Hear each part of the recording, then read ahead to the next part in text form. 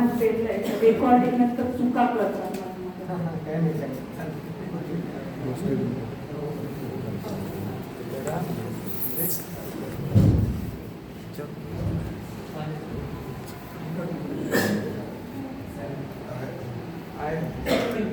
सन्माननीय व्यासपीठ, आत्ताच घोडे सरांनी सांगितल्याप्रमाणे मी थोडक्यात एवढंच म्हणेन की या समाज हितासाठी ज्या ज्या महामानवांनी आपलं आयुष्य वेचलं, योगदान दिलं, त्या समस्त महामानवांना नतमस्तक या ठिकाणी या मंचावरून मी नतमस्तक होते त्यांच्या समोर.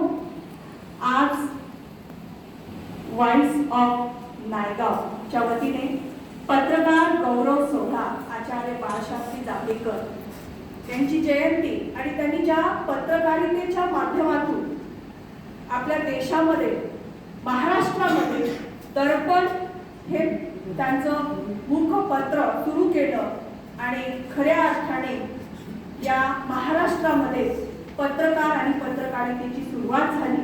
अशा बाळशास्त्री जांभेकरांनाही मी या ठिकाणी वंदन करते आणि व्यासपीठावर उपस्थित असलेले आजच्या कार्यक्रमाचे अध्यक्ष ज्यांना आपण अतिशय सुंदर वाणीमध्ये, कारण प्रशासकीय क्षेत्रच असं असतं की अभ्यासपूर्ण व्यक्ती इथे निवडल्या जातात. खरोखरच अतिशय अभ्यासपूर्ण ज्यांचं मनोगत अध्यक्षीय समारोप त्यांनी केलेला आहे ते आपण ऐकलं, असे श्री श्याम पाडेगावकर साहेब.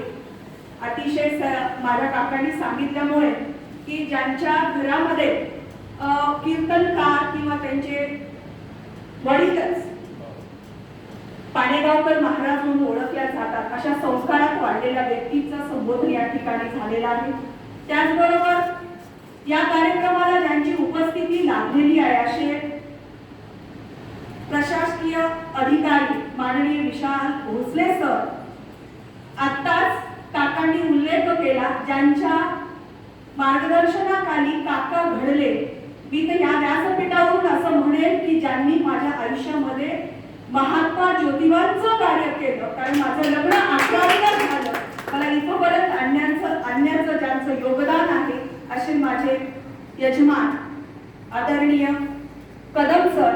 त्याचबरोबर आमचं मांजरांचं एक वैशिष्ट्य आहे, मी आवर्जून गर्वानं सांगेन की आमचं गावच असं आहे तिथे जात धर्म पंथ या गोष्टी विसरून आम्ही एकमेकाची म्हणजे नात्यात इतके गुंतल्या गेलेलो आहोत की वास्तविक पाहता आपण काकांचं आडनाव माहित आहे आपल्याला आणि माझंही आडनाव माहित आहे, पण लहानपणापासून ते माझ्या वडिलाला भाऊ मानतात, माझ्या आईला वहिनी मानतात, मान सन्मान देतात आणि आयुष्यात आमची नाती अशी बांधल्या गेली की ते माझे आयुष्यभर काका आहेत कुठच्याही जन्मी. कारण एवढं नातं माझ्या माहेरी जात धर्म पंथ याच्या पलीकडे जाऊन म्हणजे त्या नात्याला किंमत आहे असं मी या ठिकाणी म्हणेन. असे माझे काका ज्यांनी मला या ठिकाणी आमंत्रित केलं. बरोबर आहे, काकांनी बऱ्याच ठिकाणी कोणी विचारलं असेल, कॉलेजची गॅदरिंग असेल, शिवाजी जयंती असेल, जिजाऊ जयंती असेल, काकाला जर कोणी विचारलं कोणी बोलतंय का, तर बऱ्याच ठिकाणी काकांनी माझं नाव दिलेलं आहे किंवा सुचवलेलं आहे. खरं तर काका ते बोलणं वेगळं आणि या व्यासपीठावरून बोलणं फार वेगळं. कारण मी व्यासपीठाकडे नजर टाकते, कारण आमचे भागवणे सर असतील, कदम सर असतील किंवा कोकुर्ले मामा म्हणण्यापेक्षा शैक्षणिक क्षेत्रातले आमचे आत्ताच गेलेले चंद्र कदमवार सर, मी काकांना बरोबर ओळखते. काकांनी या मंचाचं नियोजनच असं केले बघा. पोलीस खातही इथं आहे, शैक्षणिक क्षेत्रही इथं आहे, प्रशासकीय 2 अधिकारी काकांनी गटविकास शिक्षण अधिकारी बोलवले होते, गट शिक्षण अधिकारी आणि पत्रकार. एक दृष्टिक्षेत्र या व्यासपीठावर टाकला तर आपल्याला असं लक्षात येईल की एका शिक्षकाने आपली जबाबदारी नीटपणे सांभाळली, ज्ञान देण्याचं काम व्यवस्थित केलं किंवा एखाद्या पोलीस क्षेत्रातील अधिकाऱ्यांनी आपली जबाबदारी व्यवस्थित पार पाडली, कडक कारवाई केली, गुन्हेगाराला सोडलं नाही आणि एखाद्या प्रशासकीय अधिकाऱ्यांनी योजना धोरणं व्यवस्थित आखली आणि एखाद्या पत्रकाराने आपली पत्रकारिता जागरूकरित्या केली. तर या सगळ्यांचा समन्वय एक गांधीजींच्या स्वप्नातील भारत घडवण्याशिवाय राहणार नाही. गांधीजींच्या समुद्रामध्ये रामराज्याची संकल्पना होती. ती संकल्पना या देशात आल्याशिवाय राहणार नाही. म्हणजे आज आमचा व्हॉइस ऑफ जो नायगाव आहे, व्हॉइस मीडिया, जो मीडियाचा आवाज आहे, इतका साधा सहज आवाज राहिला नाही हेही मी या ठिकाणी कबूल करते. कारण आज माझ्या सोबत काम केलेलेही काही माझ्या समोर दिसत आहेत. माझे विद्यार्थी आहेत, विद्यार्थिनी मला घ्यायला आली होती. म्हणजे ही वाटचाल अतिशय वेगाने होती आहे. फार मोठी जबाबदारी आज पत्रकारांवरती आहेच आहे, त्याचबरोबर शिक्षकावरती आहे. शिक्षक ज्ञानदान देण्याचं काम करतो, तर समाजाला एक दिशा दाखवण्याचं काम हा पत्रकार करत असतो. आपल्याला माहित आहे, एक सुजाण समाज घडवण्याची ताकद पत्रकारामध्ये असते. पत्रकारिता आणि पत्रकार, माफ करा काही स्टेजवरच्या गौरवशाली पत्रकारांचा उल्लेख मी या ठिकाणी केला नाही. ढवळे सर असतील आणि ठेवाड सर असतील, आमचे भागवडे सर असतील, मामा असतील, या सगळ्यांना मी पाहते. वाहुद्दीन सरांना पाहते, आमचे नागठाणे सरांना पाहते. या सगळ्यांचं या ठिकाणी मनापासून अभिनंदन करते आणि पत्रकार दिनाच्या तुम्हाला खूप खूप शुभेच्छा देते. आता पत्रकार आणि पत्रकारितेची सुरुवात कशी झाली असावी असं जर आपल्याला प्रश्न पडला, ज्या वेळेस मानवाला या समाजाला सत्य सांगण्याची, सत्य जाणून घेण्याची किंवा समाजामध्ये जागृती निर्माण करण्याची गरज जेव्हा भासली असेल, तेव्हा पत्रकाराचा जन्म आणि पत्रकारितेचा जन्म बाळशास्त्री जांभेकर सारख्या लोकांच्या माध्यमातून झाला असेल. कारण पत्रकार हा काय आहे? पत्रकार हा समाजरूपी समुद्रावर तरंगत राहणाऱ्या त्या जहाजावरचा एक सजग प्रहरी आहे. तो सजग प्रहरी आहे. क्षणाक्षणाला, शब्दाला तो जागरूक असतो. तो पत्रकार. काकांना मी एके दिवशी फोन केला, गुड मॉर्निंग काका म्हटलं. काका म्हणले आम्ही मराठीतून शुभ प्रभात म्हणतो. हा सजग पत्रकार, शब्दाला पकडणारा पत्रकार म्हणजे सजग पत्रकार. समाजाचा तो पहारेकरी असतो. त्याच्यावर फार मोठी जबाबदारी. एक हिंदी लेखक प्रकाश पुरंदर म्हणतात की पत्रकार हा कसा असला पाहिजे. आपल्या भूतलावरचे पहिले पत्रकार म्हणून नारद मुनीचा उल्लेख करतो आपण. कारण नारायण नारायण नारायण म्हटलं की ते कुठे कुठे जायचे, घटना घडण्याच्या अगोदर तिथे पोहोचायचे. म्हणजे ती भ्रमणशीलता पत्रकाराच्या अगदी नारद मुनीसारखी असली पाहिजे. पत्रकाराकडे ज्ञान हे श्रीकृष्णासारखं असलं पाहिजे. पत्रकाराचं लक्ष हे अर्जुनासारखं असलं पाहिजे. पत्रकाराचा हट्टीपणा भीमासारखा असला पाहिजे. पत्रकाराचा अतिवसारीपणा हा म्हणजे उत्साहीपणा हा एक लग्यासारखा असला पाहिजे. पत्रकाराची निष्ठा, सत्यता बाळगण्याची ताकद युधिष्ठिरासारखी असली पाहिजे. सांगण्याचं तात्पर्य तो सत्यवाचनी, सत्य गोष्टीवर प्रकाश टाकणारा असला पाहिजे. तो रामासारखा असला पाहिजे असं ते म्हणतात. पत्रकारावर फार मोठी जबाबदारी आहे. आज आता साहेबांनी सांगितल्याप्रमाणे print media, electronic media, social media यामध्येही निश्चितच प्रिंट मीडियावर लोकांचा विश्वास आहे. जोपर्यंत माझ्या हातात पेपर पडणार नाही तोपर्यंत मी या गोष्टीवर विश्वास करणार नाही, अशी आजही लोकांची भूमिका आहे. कारण एआय सारख्या माध्यमातून आज खूप वाईट गोष्टी घडतात. कोणाचा चेहरा कोणाला जोडला जाऊ शकतो. एआयच्या माध्यमातून माहिती पण चुकीची पसरवल्या जाऊ शकते. हे मात्र सत्य आहे. एका मिनिटात व्हायरल होणाऱ्या गोष्टीवर आजही लोकांचा विश्वास तेवढा नाही जेवढा माझ्या या फील्ड वर्क करणाऱ्या पत्रकारांवर. आता ग्रामीण पत्रकार हाही त्यात सगळ्यात महत्वाचा मुद्दा आहे. तर ग्रामीण पत्रकार हे शहरी पत्रकारापेक्षाही अतिशय खडतर प्रवास करत असतात. तर शहरी पत्रकार ही ग्लॅमरस फिल्मी दुनिया किंवा आपल्याला माहित आहे लोकांचं लक्ष मुख्य प्रश्नापासून विचलित करण्याचं काम आज इलेक्ट्रॉनिक मीडिया करतो आहे. पण आज आमचा ग्रामीण पत्रकार, या महाराष्ट्राला ग्रामीण पत्रकाराची एक गौरवशाली परंपरा लाभलेली आहे. त्यामध्ये सानेगुणित गुरुजींचं नाव आपण अग्रणी स्वरूपाचं घेऊ शकतो. कारण साने गुरुजींनी काँग्रेस साप्ताहिक असेल, साधना असेल याच्या माध्यमातून शेतकऱ्यांचे प्रश्न मांडले. कारण माझा भारत देश आजही कृषी प्रधान देश आहे. आज माझ्या भारतामध्ये 80% लोक हे शेतकरी आहेत, गोरगरीब आहेत.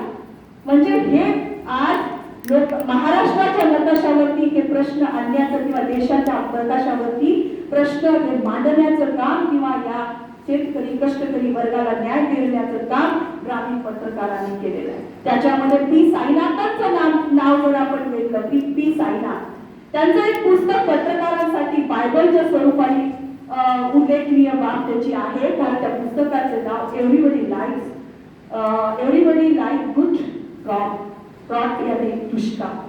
प्रत्येकाला दुष्काळ हा आवडतो असं ते पुस्तकाचा सरळ अर्थ आहे. पण त्याचा विडंबनात्मक अर्थ किंवा उपरोधात्मक अर्थ जर बघितला तर खूप वेगळा आहे. कारण दुष्काळ जेव्हा पडतो तर आपल्यालाही माहिती आहे, आपण फील्डवर करता, शेतावर बांधावर जातात, तिथल्या शेतकऱ्यांच्या व्यथा मांडतात. पण आज आपण पाहतो की राजकीय लोक त्याची पोळी भाजून घेताना, त्याच्यावर आपल्या भाकरी शेकताना आपण पाहतो. अशा अर्थाचं ते पुस्तक आहे. ते बायबल म्हणून पत्रकारितेच्या दुनियामध्ये स्वीकारण्यात गेलेलं आहे. त्याचबरोबर माझा नांदेड जिल्हा सुद्धा पत्रकारितेच्या दृष्टीने फार महत्वाचा ठरतो. आमचा नांदेड जिल्हा हा सीमावर्ती जिल्हा म्हणून संबोधला जातो. कारण नांदेड जिल्ह्याच्या सीमेवरती आंध्र प्रदेश आहे, कर्नाटक आहे. सीमावर्तीचे प्रश्न आहेत ते अगदी पोटतिडकीने मांडणारे माझ्या नांदेड जिल्ह्यातील पत्रकार आहेत. या ठिकाणी पाणी प्रश्न असेल, शेतकऱ्याचे प्रश्न असतील किंवा विद्यार्थ्याचे प्रश्न असतील, प्रत्येक क्षेत्राचं एक आपलं वेगळं महत्व असतं. पण पत्रकाराचं एक वेगळं अस्तित्व आजही समाजामध्ये आहे. पत्रकार हा कधीच मिटू शकत नाही. आत्ताच आपण साहेबांना सांगितलं की आम्हाला तुमचा सपोर्ट हवा आहे. बिलकुल, पत्रकारितेला जर प्रशासनाचा सपोर्ट असेल तर कुठलाही पत्रकार सत्ताधाऱ्यांना घाबरणार नाही किंवा कुठल्याही सत्ताधाऱ्यांच्या ताटाखाली माजर होऊन तो बातम्या देणार नाही. एवढी निश्चित गवाही या मंचावरनं या गौरव दिनाच्या निमित्तानं दिलेली आहे. कारण पत्रकाराची लेखणी या देशाचं भवितव्य घडवीत असते. पत्रकाराची लेखणी या देशातील गोरगरीब कष्टकरी कामगार वर्गाला न्याय मिळवून देत असते. पत्रकाराची लेखणी या देशातील महिला वर्गाला न्याय मिळवून देत राहते. माझ्या देशातील अनेक महिला आजही हुंड्यापायी जाळल्या जातात. त्यांच्या प्रश्नांना वाचा फोडण्याचं काम आज पत्रकारांनी केलेलं आहे. आज महिलांचा सन्मान सुद्धा स्टेजवर होतो. त्याच्यामध्ये आपल्या देशातील या मीडियाची जागरूकता आहे असं मला या ठिकाणी. आपल्या देशामध्ये आज फार वाईट परिस्थिती आपण पाहतो. देशातील मूळ प्रश्न बाजूला राहतात. प्रत्येकाला आपलं आपलं काम महत्वाचं वाटतं. अशीच एक पोस्ट आली. त्या पोस्ट मध्ये होतं एक माणूस खड्डे करतोय, दुसरा माणूस खड्डे बुजवतो. एका व्यक्तीने विचारलं, बाबा तुम्ही दोघं काय करता, एवढी मेहनत करता, एक जण खड्डा खोदतोय आणि दुसरं बुजवतोय. तर ती व्यक्ती काय उत्तर देते, माझं काम आहे खड्डा खोदणं, त्याचं काम आहे खड्डा बुजवणं, पण आज झाडं लावणारा जीवन गेलेलं आहे. अशी आमच्या देशाची अवस्था झाली. आज आमच्या देशामध्ये अनेक योजना येतात, त्या गाव स्तरावर पोहोचतात की नाही. कारण एका आईला योजना आणि विकास नावाची दोन अपत्य होती. ते बिचारे मांजरमला त्याचे परिवार होतं. कारण माझ्याच माहेरचं होते आणि ते नायगावच्या जनता ज्युनियर कॉलेजमध्ये शिकण्यासाठी विकास आला. आईने त्याला इथे खोली घेऊन दिली आणि तो विकास तिथे राहायला. पण त्याला मेसचं जेवण पचत नव्हतं. आईला वाटलं मांजरम आहेच की तिला, आपण योजनेजवळ डब्बा द्यावा. आई रोज वेगवेगळे प्रकार करायला लागली. 3 खाण्याच्या टिफिनमध्ये आई योजनेजवळ डब्बा द्यायला लागली. पण योजना जराशी तंगड म्हणून बघायची, चालायला तिला कंटाळा होता. ती काय केली, गडग्यामध्ये उतरली किंवा बेंद्रीमध्ये उतरली, झाडाखाली बसली आणि डब्बा तिनं हस्त केला. आता उरलेले पोळीचे कट असतील, उरलेली भाजी, काही भात वगैरे त्या डब्यात टाकला आणि ती गेली. महिना झाला, 2 महिने झाला, रोजचा नित्यनेम असायचा. आई डब्बा द्यायची, योजना झाडाखाली खायची, भावाला देऊन द्यायची. आईला वाटलं चला आपल्या डोळ्यांनी पाहावं विकास कसा झाला असेल, त्याचे कागद जवळ आले असतील, चांगला तो दिसत असेल तर आता कपडे बिपडे नवीन घ्यावे लागतील, तर सुधारला असेल. आई आली तर बघतो तर काय विकास पहिल्याच्या पेक्षा रोड झाला. आमच्या देशाच्या योजना अशाच आहेत, त्या दिल्लीवर निघतात आणि गावापर्यंत येजेपर्यंत योजना ह्यामध्येच कोणीतरी योजना म्हणजे तो डब्बा खाल्ला जातो. सांगण्याचं तात्पर्य याच्याकडे लक्ष वेधण्याचं काम सुद्धा आमची पत्रकारच करतात. भ्रष्टाचारावर आळा पत्रकारावर बसतो. आज माझ्या ग्रामीण भागातील पत्रकार जीव धोक्यात ठेवून, आपल्याला माहित आहे कित्येक गावांमध्ये चालण्यासाठी रस्ता नसतो, गाडी नसते, तरी पण तिथे जाऊन तिथल्या बातम्या कव्हर करण्याचं काम ग्रामीण भागातील पत्रकार करत असतात. नायगावचा हा मीडिया, व्हॉइस ऑफ मीडिया यांनी पण आमच्या नायगाव तालुक्याचे अनेक प्रश्न सोडवले. बाळासाहेब पांडे काका असतील, इथे बसलेले माझे सर्व पत्रकार बंधू असतील, यांनी नायगाव तालुक्याच्या विकासामध्ये फार मोलाचं योगदान दिलेलं आहे. कारण आपल्याला माहित आहे की नायगाव नरसी नांदेड नायगाव हा जो रस्ता आहे, हा रस्ता असेल किंवा या गावच्या पाण्याचा, तालुक्याच्या पाण्याचा प्रश्न असेल, त्याचबरोबर शैक्षणिक प्रश्न असेल, नायगाव तहसील असेल किंवा नायगाव तालुका होण्यामध्ये सुद्धा येथील पत्रकारांचा फार मोलाचा वाटा आहे. पत्रकार या देशाचा एक कणा आहे. पत्रकारांची पत्रकारिता ही सत्याच्या मार्गावर जर चालली तर निश्चितच या देशामध्ये एक सुजाण देश, सुशिक्षित देश घडल्याशिवाय राहत नाही. आपल्याला माहित आहे इतर देशाकडे जेव्हा आपण पाहतो तिथली पत्रकारिता कुणाच्याही दबावाखाली काम करत नाही, पण आपल्या आज देशामध्ये आज विशेषतः ही प्रिंट मीडियाच्या बाबतीत न बोलता या इलेक्ट्रॉनिक मीडियाच्या बाबतीत पाहतो आपण, बातम्या पाहताना कधी कधी आपल्याला दुःख होतं. कारण राजकीय क्षेत्रातील प्रवक्ते असतील किंवा मंचावर आमंत्रित व्यक्ती असतील, त्यांचं म्हणणं कित्येक वेळा एकमेकाच्या अंगावर गेलेली जी लोक आपण पाहिलेली आहे. ही सनसनाटी बातमी समाजामध्ये पसरून जातीयता किंवा समाजातील एखाद्या गोष्टीकडे असा दृष्टिक्षेप टाकला जातो की ज्याच्यामधनं देशामध्ये सतत दंगली निर्माण होण्याचं काम या मीडियाच्या माध्यमातून होत असतं. म्हणून लोकांचा आजही विश्वास हा प्रिंट मीडियावरच आहे. म्हणून आज या व्यासपीठाच्या माध्यमातून मी एवढंच म्हणेन की ही जी देशाची जबाबदारी आहे तुमच्यावरती फार मोठी जबाबदारी आहे.